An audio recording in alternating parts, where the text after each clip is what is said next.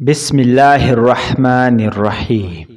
شروع اس رب ذوالجلال کے نام سے جو بے حد مہربان نہایت رحم کرنے والا ہے۔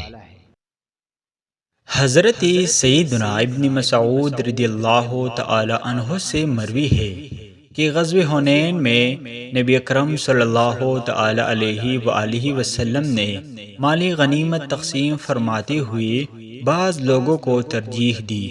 اقرا بن حابس کو 100 اونٹ دیے، عیینہ بن حصن کو بھی اتنے ہی دیے۔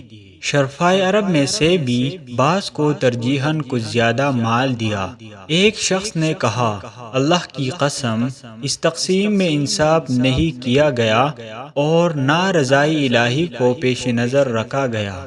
حضرت سیدنا عبداللہ بن مسعود رضی اللہ تعالی عنہ فرماتے ہیں، میں نے کہا، اللہ کی قسم، میں ضرور نبی اکرم صلی اللہ تعالی علیہ وآلہ وسلم کو بتاؤں گا۔ چنانچہ میں نے خدمت اقدس میں حاضر ہو کر یہ واقعہ بیان کر دیا۔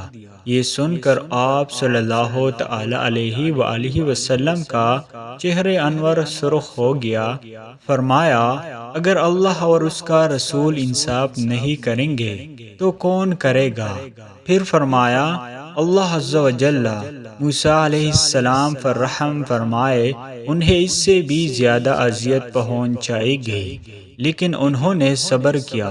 حضرت سیدنا عبداللہ بن مسعود رضی اللہ تعالی عنہ فرماتے ہیں، میں نے کہا کہ آئندہ میں آپ صلی اللہ تعالی علیہ وآلہ وسلم کی خدمت میں اس قسم کی بات نہیں پہنچاؤں گا۔